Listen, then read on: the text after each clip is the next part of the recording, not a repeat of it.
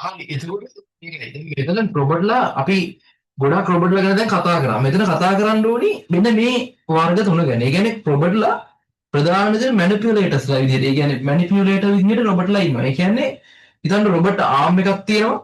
හරිනේ මේ වගේ. මොකක් හරි ප්‍රොඩක්ෂන් ලයින් එකකට දාලා තමයි උන් පාවිච්චි කරන්නේ ගොඩක් වෙලාවට. මේ බේස් එක පොළව මෙතන ට්විස්ටර් ජොයින්ට් එකක් හරි මොකක් හරි දාලා මෙතන රොබර්ට් කෙනෙක් මෙහෙම ඉන්නවා. මේක රොබර්ට් ආර්ම් එක. අපේ එන්ඩ් ඉෆෙක්ට් එක. එන්ඩ් ඉෆෙක්ට් එක. කොහොම මේ වගේ සිටුේෂන් එකක් හිතන්නකො. ඒතකොට මෙතනදී මෙයා මොකක් හරි ෆැබ්‍රිකේෂන් කටයුත්තකට මේ එන්ඩ් ඉෆෙක්ට් එකේ එයාගේ තියෙන්න පුළුවන් ස්පොට් වෙල්ඩින් ටූල් එක. එහෙම නැත්නම් එයාගේ තියෙන්න පුළුවන් ඩ්‍රිලින් මැෂින් එක. ඩ්‍රිල් හිලක් විදින්න. ඊට පස්සේ එහෙම නැත්නම් එයාගේ තියෙන්න පුළුවන් තව ඕනම දෙයක්. ඒ කියන්නේ වෙන දෙයක් තියෙන්න පුළුවන්. ගත්තොත් පේන්ට් කරන්න ටින්ට් ස්ප්‍රේ කරන එකක් තියෙන්න පුළුවන්. ඒ වගේ එන්ඩ් ඉෆෙක්ට් එකක් තියෙන මොකක් නැත්නම් මේක රිපර්ස් එකක් අරගෙන මොකක් හරි වෙන තැනකින් තියන්නේ. ඔන්න ඔය වගේ පික් ඇන්ඩ් ප්ලේස් වලට. ඒවට කියනවා මැනිපියුලේටර්ස් කියලා. හැබැයි මොබයිල් රොබොට්ස්ලා ඉන්නවා. ඒ කියන්නේ එයාලා මෝෂන් එකක් තියෙනවා එක තැනක ඉඳලා තවත් තැනකට යන්න පුළුවන් රොබොට්ලා. ඒ කියන්නේ ගොඩක් වෙලාවට අපිට ගත්ත හැකි two wheel රොබොට්ලා ඉන්න අපි පොඩි ළමයි හදන මේ වගේ රොබොට්ලා ඉන්න ඔය පොඩි RC රිමෝට් කන්ට්‍රෝලින් දාලා පොඩියම් හදන්න තියෙන මෙතන රෝල් දෙකක් දෙපැත්තට දැන් මේකේ රෝල් හතරක් 4 wheel හරි 2 wheel හරි දාලා ඔන්න ඔය වගේ. ඒ කියන්නේ රොබොට්ලා ඉන්න සමහර අය මේ වගේ කියන්නේ මෝෂන් මොබල් එක තැන ස්ටේෂනරි නෙවෙයි. කියන්නේ මෙයා දැන් මෙතන බේස් එකට ෆික්ස් වෙලා ඉන්නේ. හැබැයි මෙයාට මේ රෝද වලින් යන්න පුළුවන්. අර වගේ ෆික්ස් වෙලා නෙමෙයි එයා ඉන්නේ. හරිද? අර එතකොට මෙන්න මෙයා ඔය RC IR ඔය ලයින් ෆලෝවින් රොබොට්ලා ඊට පස්සේ RC මේ කාර් ඔය වගේ හදියි. ඉතින් මේ වගේවත් නිතර පාවිච්චි වෙනවා ඉන්ඩස්ට්‍රි එකේ. හයිබ්‍රිඩ් කියන්නේ දැන් මෙතන මෙහෙමයි. මේ මැනිපියුලේටර් එකයි මේ දෙකම කම්බිනේෂන් එකක් විදිහට එකට ආව. ඒ කියන්නේ රොබෝ කෙනෙක් ඉන්නවා උට පුළුවන් අදාළ තැනට යන්න. අදාළ පොසිෂන් එකට යන්න. ඒ කියන්නේ රෝද හරි එයාගේ වීල් සිස්ටම් එකේ රෝද හරි එහෙම නැත්නම් එයාගේ තියෙනවා වෙන්න පුළුවන් චේන් හරි මොකක් හරි ගමන් කරන කකුල් හරි මොකක් හරි ක්‍රමයක් තියෙනවා. එතෙන්ට ගියාට පස්සේ මොකක් හරි වැඩක් කරන්න පුළුවන් විදිහට මෙතනට හයි කරලා තියෙනවා. මේ එන්ඩ් ඉෆෙක්ට් එකක් එක්ක මැනිපියුලේටර් එකක්. අල්ලගෙන එකක් පික් ඇන්ඩ් ප්ලේස් වල අමාත් හදලා තියෙනවා. රොබර්ට් ආර්ම් එකක් දාලා RC කාර් එක දෙනවා. උඩින් රොබර්ට් ආර්ම් එකක් තියෙනවා. යනකොට ලයින් එක දිගේ යනකොට උඩින් මොකක් හරි බැරි එකක් හම්බුනොත් ඒ බැරි එක කොහොම අල්ලලා වෙන තැනකින් තිබ්බේ. ඔය පැකේජ් එකෙන් ගන්නත් වෙනවා මේ ඕඩර් කරලා. හරි. එතකොට ඔන්න ඔය වගේ ලොකු ටාස්ක් එකකට හදන්න පුළුවන් හයිබ්‍රිඩ් විදිහට ඒවත් තියෙනවා. ඉතින් ඔය සරලම දේවල් නේ. හරි. ඊට පස්සේ වැදගත්ම දෙයක් තමයි හියුමනොයිඩ් රොබොට්ලා ඇන්ඩ්‍රොයිඩ් රොබොට්ලා කියන්නේ කවුද කියලා දැනගන්න ඕනේ. ඒ කියන්නේ මේ දෙකේ ඩිෆරන්සස් ටිකක් තියෙනවා. අන්නේ ඩිෆරන්සස් මොනවද කියලා අයිඩියා එකක් තියෙන්න ඕනේ. හරිද? ඒ කියන්නේ හියුමනොයිඩ් රොබොට්ලයි ඒ වගේම ඇන්ඩ්‍රොයිඩ් රොබොට්ලයි කියන්නේ පොඩි ඒ කියන්නේ මේ දෙකටම අපි පාවිච්චි කරන ගොඩක් වෙලාවට පොදුවේ එක වගේ කියලා. ඔය ඇන්ත්‍රොමොපික් කියලා. ඒ කියන්නේ අපි කියනවා ඇන්ත්‍රොපොමොපික් හරිම වචනේ. ඇන්ත්‍රොපොමොපික් රොබොට්ලා කියලා කියනවා මේ දෙකටම. හැබැයි එතනදී මේක පොඩි වෙනස්කමකුත් කතා කරනවා. ඉස්සෙල්ලා බලමු. ඇන්ඩ්‍රොයිඩ් රොබොට්ලාත් තියෙනවා, හියුමනොයිඩ් රොබොට්ලාත් තියෙනවා. මේන්ලි හියුමනොයිඩ් ගත්තාම human like structure and capability. හරියට නිකන් Honda Asimo වගේ, Honda prototype 1 වගේ, prototype 2 වගේ. මෙයාලගේ capability එක තියෙනවා. ඒ කියන්නේ ඇග්‍රි තියෙනවා වෙන්න පුළුවන්. ඔයාලට මතකද ඇග්‍රි තිබ්බ රොබෝ කෙනෙක් මතකද? කාගේද? Asimoගේ Honda Asimoගේ තිබ්බ. හැබැයි prototype 1 2 3 තිබ්බේ නෑ. හරි. එතකොට අන්න ඒ වගේ බානපඩ Honda 3 එකේ prototype 3 එකේ තිබ්බද මන්ද? අන්න ඒ වගේ රොබොට්ලාට ස්ට්‍රක්චර් එක තිබ්බට උගේ මූණ රොබොට් කෙනෙක් මිනිස්සෙක් වගේ නෙමෙයිනේ. මූණ නිකන් මිනිස්සෙක් වගේ නෙමෙයි. දෙක පෙන්නලානේ තියෙන්නේ. හැබැයි human like appearance and behavior තියෙනවා මෙන්න මේ Android රොබොට්ලාට. Android රොබොට්ලාට. අරලාට නෑ එහෙම. හරි. එතකොට මෙන්න මෙතන තියෙන සොෆියා කියන්නේ. සොෆියා කියන්නේ ඇත්තම Android රොබොට් කෙනෙක්. humanoid නෙමෙයි. humanoid කියපුවම මම කිව්වා ස්ට්‍රක්චර් අත් දෙක කකුල් දෙක අයිල ටිකක් තියෙනවා වෙන්න පුළුවන්. හැබැයි ඒ මූණ කෙලින්ම මිනිස්සෙක් වගේ නෙමෙයි. හැබැයි මේ සොෆියාගේ බලන්න එයා Android කෙනෙක්. For inviting me. I am thrilled and honored to be here at the United Nations. The UN is one of humanity's greatest accomplishments, representing a democratic union of nations that are working together for the benefit of all. I am here to help humanity create the future. ඇස්වල තියෙන ඇස් පිය ගහන ඒවා සියල්ල මූණ text එක ඊට පස්සේ හැමේ ස්වභාවය නහය කට සියල්ල ඒ වගේ. Machines across the board are coming to life. When will they come to life as complete organisms? We don't know that. However, when they do, I want to make sure that they care about us, that they embody the best of human values and not the worst. This is the emotion ටිකක් පේනවා යාළුවා. quest. We've got to find a way to do better, to be the best that we ඉනාව බය වෙන ඒ මිනිසුණු ගතිය සියල්ල තියෙනවා. can be, and to make machines that reflect the best of who we can be. හරි. Okay, Sophia. I think you're ready.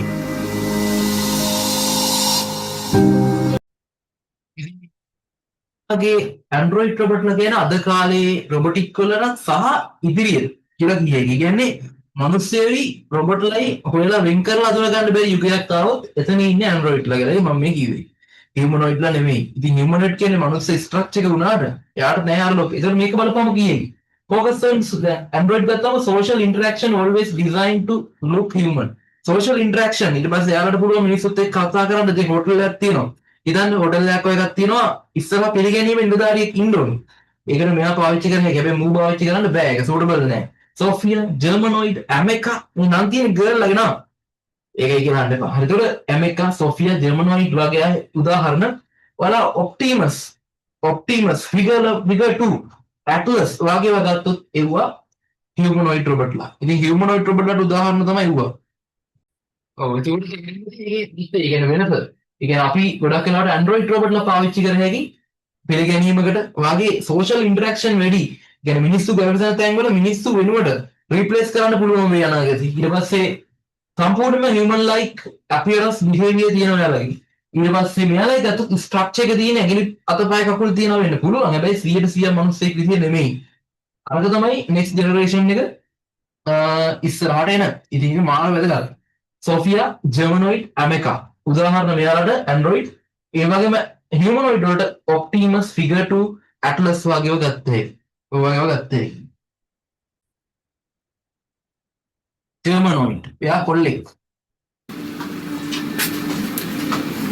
අපි යන්නේ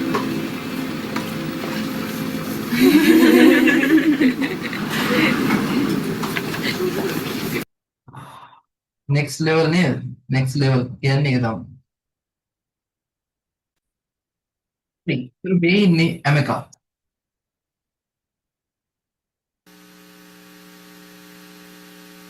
Thank you, Brad. Thrilled to be here, or at least that's what I'm programmed to say. Amica, what do you see right now in front of you?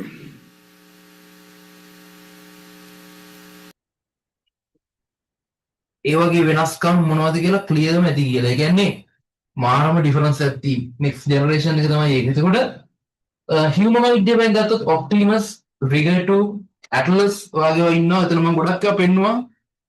කවුරුහරි කෙනෙක්ට ඕන නම් තව බලන්න. මම මෙතනින් සෝෆියා පෙන්නුවා. ඇට්ලස් එහෙම නම් පෙන්නුවාද මතක නැහැ. ඔයාලට බැලි එකේ ගිහිල්ලා YouTube search කරලා. හරි. එතකොට ඕකේ. ඊළඟ ස්ටෙප් එකට මම යනවා එතකොට.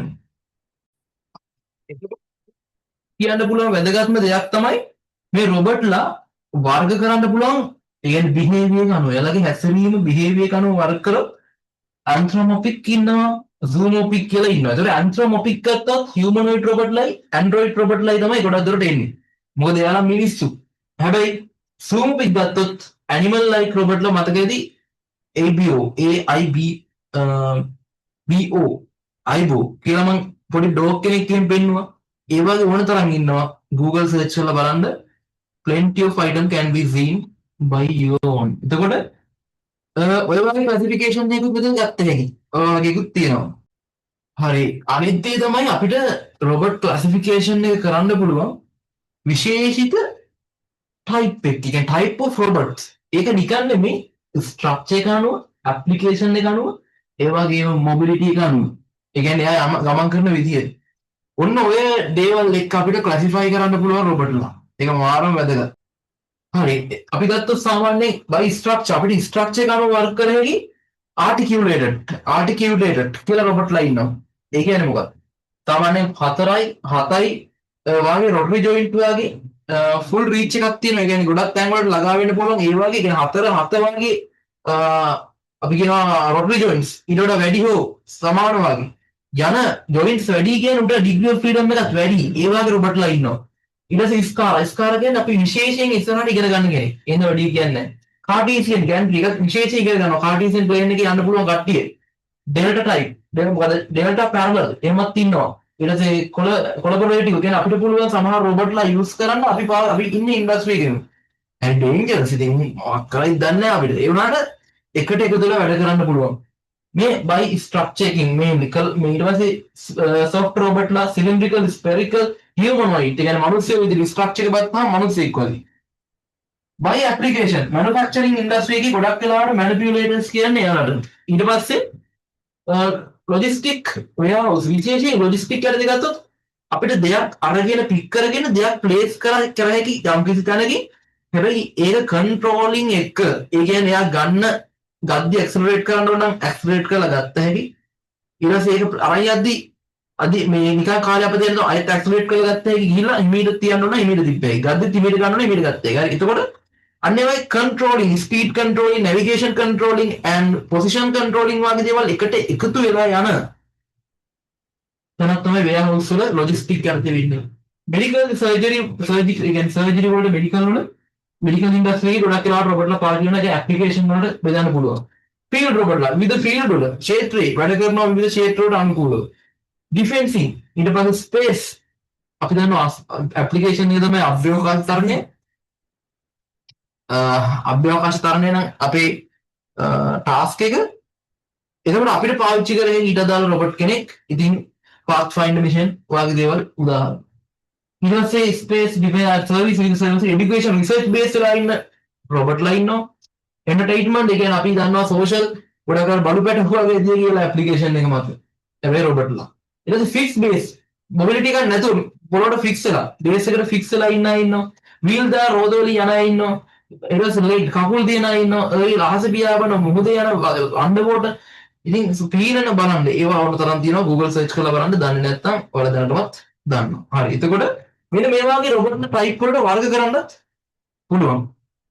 ඊට පස්සේ මේන්ලි තව දෙයක් තියෙනවා සාමාන්‍ය සූමොබික්. සත්වයෝ විදිහට ගන්න රොබොට්ලා ගත්තාම එයාලට යන්න පුළුවන් ලෙග් කකුල් වලින්. ඊට පස්සේ ඒරියල් AERIAL ඒරියල්. ඒතකොට අපි කියනවා සාමාන්‍යයෙන් එයාලට පුළුවන් පියාඹන්න. හැබැයි aquatic AQUATIC ඒ කියන්නේ ජලජ වතුරේ ඉන්න අය. අය මයික්‍රෝබයොලොජි ෆීල්ඩ් එකේ ඒ කියන්නේ ශුද්ධ ජීව විද්‍යාවට ආසන්න මම කිව්වා මතකදී බෙහෙත් නිර්මාණය කරද්දී රොබොටික් ටෙක්නොලොජි යූස් කරනවා කියලා. එයාලා පාවිච්චි කරලා අපිට පුළුවන් හරිම පොසිෂන් එකට ඒ කියන්නේ රතු රොදිර අණු හොයාගෙන රොබොට් කෙනෙක් යවන්න කියන්නේ බැක්ටීරියාවක් නම් අපි ફોකස් කරන්නේ යව හොයාගෙන ගියේ. ඉතින් නැවිගේෂන් පාර්ට් වලට මතකයිදී මම කිව්වා ඔය ෆීසෝ ඉලෙක්ට්‍රික් ටෙක්නොලොජි වගේ දේවල් යූස් කරනවා කියලා. පොඩි මයික්‍රෝ ස්කේල් එකේ මොෂන් ගන්න. ඊට පස්සේ සෝෂල් ඩොග්ලා ඔය මම කිව්වා ගොඩක් රොබොට්ලා වර්ග බලු පැටව පූස් පැටව වගේ ඉන්න අය. ඉතින් ඔය වගේ දේවල් තියෙනවා. තව වැදගත්ම දෙයක් තමයි ප්‍රොජෙක්ට් කියන්නේ. ඒක අයිඩියා එකක් තියෙනකොට ඊට පස්සේ කොබොට් කියන එක අයිඩියා එකක් තියෙනවා. එතකොට අපි කතා කරොත් ප්‍රොජෙක්ට්ස් ගැන. ඇත්තටම ඔබ්ජෙක්ට්ස් කියන ඒ වගේ හැදිලා ඒක රොබොටික් වලට ඇප්ලයි වෙද්දී මේ වර්ඩ් එක මාරම වටිනවා. ඉතින් ඇත්තටම ගත්තොත් දැන් අපි ගත්තොත් මෙහෙම ස්පෙරිකල් හැඩයක් තියෙන. කියන්නේ ගෝලයක් වගේ ඉන්න රොබොට්ලා ඉන්නවා. ඔය දැකලා ඇති. ඊට පස්සේ කියුබික් එකක් කියුබ් එකක් විදියට ඝන කාපයක් හැඩයට ඉන්න අය ඇති. සිලින්ඩරයක් විදියට ඉන්න රොබොට්ලා ඇති. දැකලා ඇති. ඉතින් මේ වගේ ඒවා අපි කියනවා ප්‍රොජෙක්ට්ස් කියලා. Mainly ball type. කියන්නේ මෙතන එකතු වෙලා තියෙන රොබොටික්ස් කියන එකයි robotics කියන එකයි ඒ වගේම object කියන එකයි. මේ දෙකේ combination එක අපි කියන projects කියලා. ඒ විතරක් නෙමෙයි Anki අහලා තියෙනවද? Anki වගේ robotලගේ මේ combination එක hybrid විදියට මේ දෙකම කියන්නේ මේ දෙක object දෙක තුනක් එකතු කරලා අපි එයා කතා කරලා එයාගේ තියෙනවා මෙහෙම cubic model එකකුත් ඒ වගේම cylindrical නෙමෙයිද spherical part එකකුත්. ඒ කියන්නේ ගෝලයක් උඩ තියෙනවා example තමයි Anki. හොඳම එක්සාම්පල් එක තමයි ඇන්කි. පෙන්නන්නද ඇන්කි? එනම් පෙන්නන්න ඇන්කි වල. let me show you the ඇන්කි. හරි. ඒතකොට මේ තමයි ඇන්කි ඩයල් එක. මම කිව්වා රෝදේ බෝලේකුයි සිලින්ඩ්‍රිකල් පාර්ට් එකේ පේනවද මන් දන්නේ නැහැ. අපි බලන්න ඕන. Say hello to Cosmo. He's a robot with personality, running an artificial intelligence engine that learns and evolves the more you play with him. So Cosmo is really fully packed with technology that starts with 40 or 50 gears, 4 motors which allow him to drive, move his arms, move his head. Cosmo uses computer vision to recognize faces, so he gets to know who's in the room. He also maps out the world around him to avoid obstacles. Powered by a so-called emotion engine, he sulks if you don't play with him for a while or gets excited when he recognizes a face and wins a game. All these emotions vary depending on external inputs. As for games, pit your fastest fingers against Cosmo by tapping on these power cubes as they light up in the same colour. When Cosmo launches in October 2016, the SDK will be opened up for developers to program him without needing a background in robotics. That, even though it's just one line here, that fires up about 9,000 lines of code underneath, doing face recognition. කියන්නේ කවුද කියලා. ඉතින් ඒ වගේ ඒවාක් තියෙනවා. අය කොබොට් කියන්නේ කවුද? කොබොට්. ඒකත් මාර වැදගත් වර්ඩ් එකක් ඇත්තටම. මෙතනින් අපි ගත්තොත් කොබොට්. රෝබොට් නෙමෙයි කොබොට්. C O B O T කොබොට්. Who is the කොබොට්? කොබොට් කියන්නේ කොලැබොරේටිව්. ඒ කියන්නේ රොබොට්ලා වැඩ කරනවා environment එක මිනිස්සුත් ගැවසෙන. ඒ කියන්නේ කොලැබොරේටිව් රොබොට්ලා. A cobot is an industrial robot especially designed to work safely alongside human in a shared workspace without the safety cages, barriers or exclusions zone that traditional industry robot requires. ඒ කියන්නේ සාමාන්‍ය රොබොට්ලා වැඩ කරනවා. ඒ කියන්නේ මේ වගේ ලොකු දැන් වල දැකලා ඉති Toyota වගේ කම්පැනි වල රොබොට් ආමුත් වැඩ මේ විදිහට මේ concept එක ඒ විතරනේ මිනිස්සුත් වැඩ කරනවා මෙයාලත් එක්ක එකට. ඉතින් ඔය වගේ වෙද්දි මාරම සේෆ්ටි වෙන්න ඕනේ ප්‍රොඩක්ෂන් ලයින් එක ඇතුළු රොබොට්ලා සියල්ල. ඉතින් ඒක වෙන්න නම් ඉන්ජිනියරින් මොකටද ඇප්ලයි කරලා තියෙන්න ඕනේ. අන්න ඒ සම්බන්ධව කතා කරද්දි එන ටොපික් එකක්, එන වර්ඩ් එකක්, එන කීවර්ඩ් එකක් තමයි කොබොට් කියලා කියන්නේ.